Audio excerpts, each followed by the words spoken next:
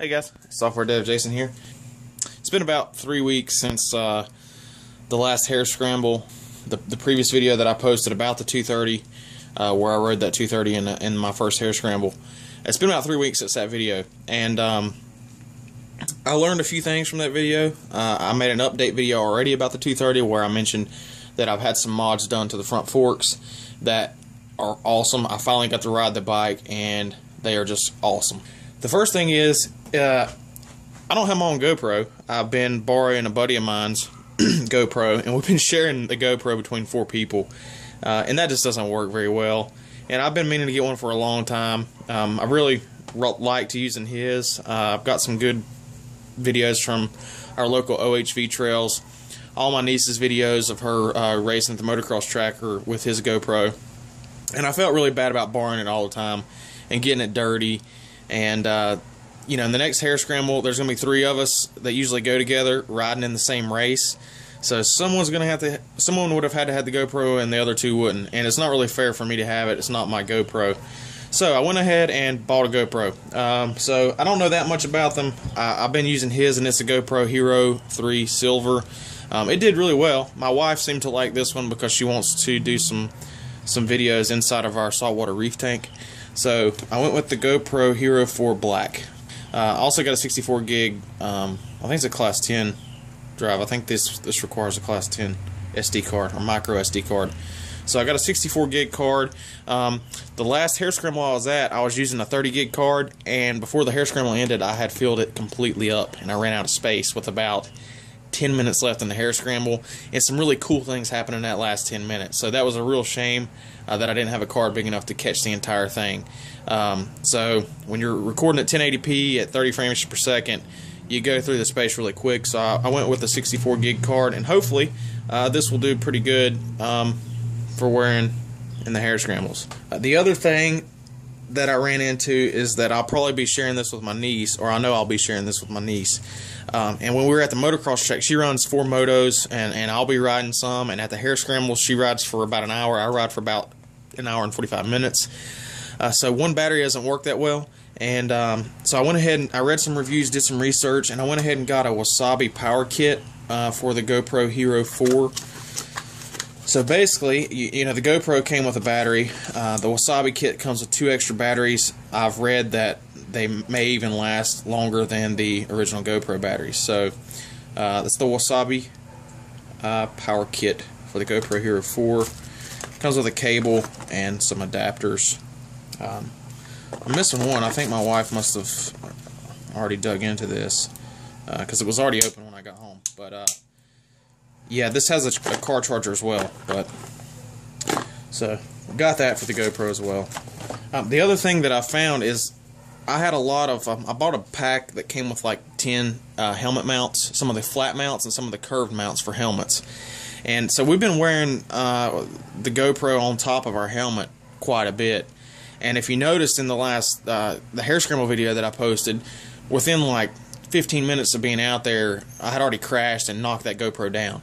And you know, when you're in the middle of a race, it's hard to remember to adjust it after you wreck or something. My niece, I wish I could have posted some video from her Hare Scramble, but she wrecked within 5 minutes of the race. Not a bad wreck. She just kind of fell to the side and got back up really quick. But within 5 minutes, the GoPro was knocked down, and she didn't think to pick it up. So we had 45 minutes of video with the GoPro pointed at the visor.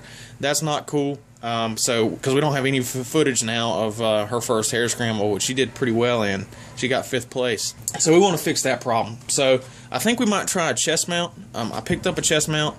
I really like the view from the mouthpiece, like a chin mount. But I had some trouble tracking down a really good one. I've seen some people had made their own. I may try that. But we're going to try a chest mount just to prevent that problem of it getting knocked around and not noticing it in an hour and 45-minute Hare Scramble, and then you have a bunch of wasted video. All right, now on to the really cool thing for the 230. Now all that's Hare Scramble related. This is specific to the 230. I mentioned in the last video that I may get a Hagon shock. Well, I did it. So I went ahead and talked to Bruce Triplett. He is a seller here on the East Coast of the Hagon shocks. I went ahead and ordered one. He did a lot of research for me.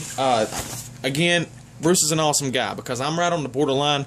You know, I'm about 5'10", 200 pounds, right at 200 pounds, a little bit under 200 pounds, but right at 200 pounds. And I was going to go with the heavier sprung shock. And that was going to take a lot longer because it has to come from England. They already had this one in California, and I'm on the east coast of the United States. So I was going to pay the extra $80 to get it sprung for a heavier rider. He talked to he actually called Hagon and talked to them on the phone for me. I didn't ask him to do it. And when I called him, he said, I went ahead and ordered you the smaller shock and saved you $80. He said, I talked to Hagon, and they didn't think you were going to need it for, you know, your weight plus an extra 20 pounds of riding gear. They said this shock will work fine. So, look, I didn't ask him to save me any money. I actually had already planned on paying for the heavier sprung shock, which is about an extra 70 or $80.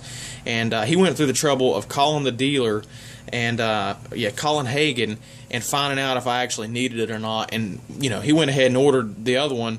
You know, he couldn't get a hold of me at work. I don't answer my phone at work. And he went ahead and ordered it for me, which is really awesome. I mean, not many people would do that, so I can't recommend Bruce enough. Don't buy this online. I mean, Bruce, it may be a little bit more to order it from Bruce because you got some shipping involved, I think. And there's maybe a little bit of markup on it. But if you have any problems with this shock, Bruce is extremely easy to work with. Now, buying one from eBay, I could have saved maybe $30, $40. But if I have problems with it, I know Bruce is going to be there. All right, well, my Sheffield's in the house, and I can't wait any longer. So we're just going to kind of open this up with a plain razor blade. I think we can get into it from this side. All right, nothing in that box besides this one.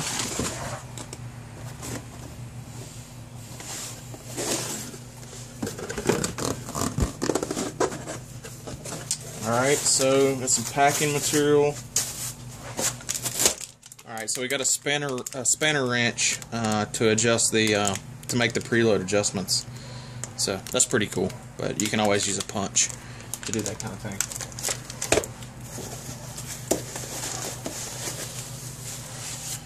Alright, here's the shock itself. Let's see if we can get into that.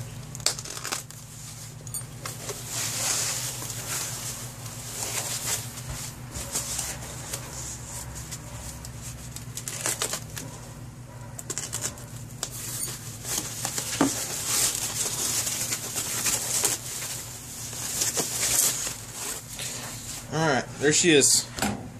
So that is the Hagon mono shock for the CRF 230. Yeah, it's a good looking shock. It's actually, I'm just going to kind of keep the stock look, believe it or not. There's one adjustment down here. That's for the dampening. Yeah, it's got a lot of adjustability here as far as the preload of the spring. So that's pretty good because, like I said, I'm a 200-pound guy. So that's good. Alright guys, so that's you know, not much to it. It's a normal mono shock, no reservoir. Much higher quality shock than the stock Honda shock that came on the CRF 230. So or so I've heard from tons of people, and those same people were extremely right about Bruce's mod on the front forks, so I have no doubt they are right about this shock as well. So I'm going to go ahead and mount this thing up. Thanks for watching, guys.